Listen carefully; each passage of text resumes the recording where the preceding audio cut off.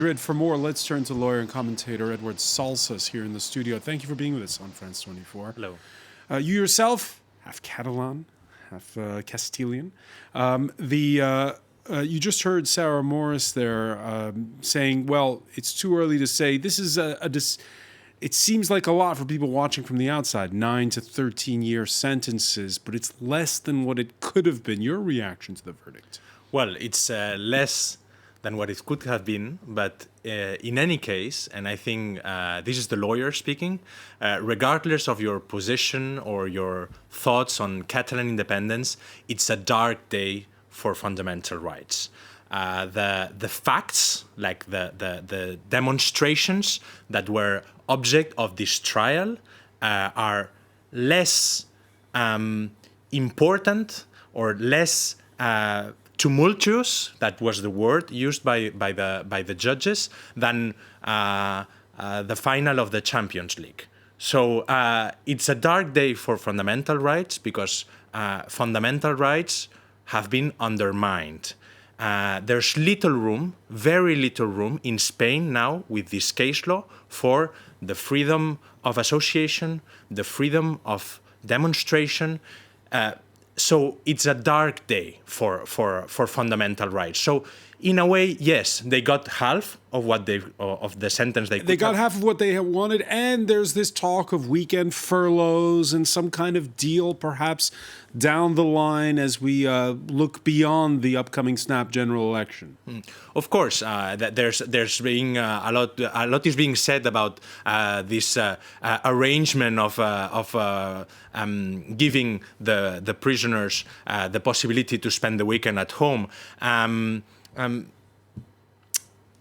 Even if we do not need to see this from the personal point of view, this sentence is important from a case law point of view. It means that from now on in Spain, it's becoming more and more difficult to demonstrate and to express a political idea. Let's just remind the people watching at home that the political objective of wanting the independence of a territory in Spain is legal. The Constitutional Court ruled some years ago that it was legal to have a political party which wants to claim independence of a part of the country. So if it is legal to pursue this political objective, why the people who pursue this political objective go to prison if they demonstrate to obtain this political objective? So why is it that at least half the country, if not much more, and perhaps even half of Catalonia, sees these 9 people as a threat to Spain's territorial integrity? Well, the threat is that maybe, and we don't know, but maybe the majority of people in Catalonia want this independence. And that is the key issue. The key issue is that at no point in time, but during all these years... election, it's a 50-50 split in Catalonia. Of course, but let's just call a referendum and let's count the people.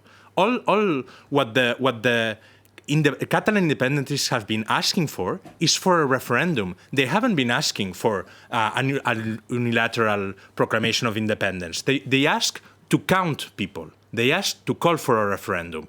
On the other hand, I think that both sides need to get some criticism. The independentist camp did not foresee the strength of the Spanish state. I think that the independentist camp was very naive when they thought that because 2.5 million people got in the streets and voted on October the 1st 2 years ago, that the international community would react. No, they would need much more for the international community to be involved. Just very briefly, because we're running short on time, Eduard Salsas, you heard Sarah Morris say the mood is not the same as it was back in 2017 when they tried to organize that referendum. Is there light at the end of the tunnel?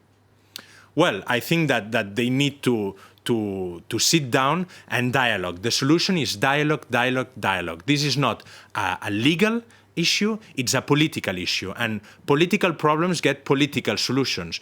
Pedro Sánchez arrived 18 months ago with the promise of trying to establish this dialogue with the independentists, and 18 months later, we're still on the same place. So he's still trying to form a government. Well, because he's still is trying to form a government. But the lesson that I think that he will draw from all this is that you cannot rule in Spain against Catalans. Many thanks, Eduard Salsas, lawyer and commentator.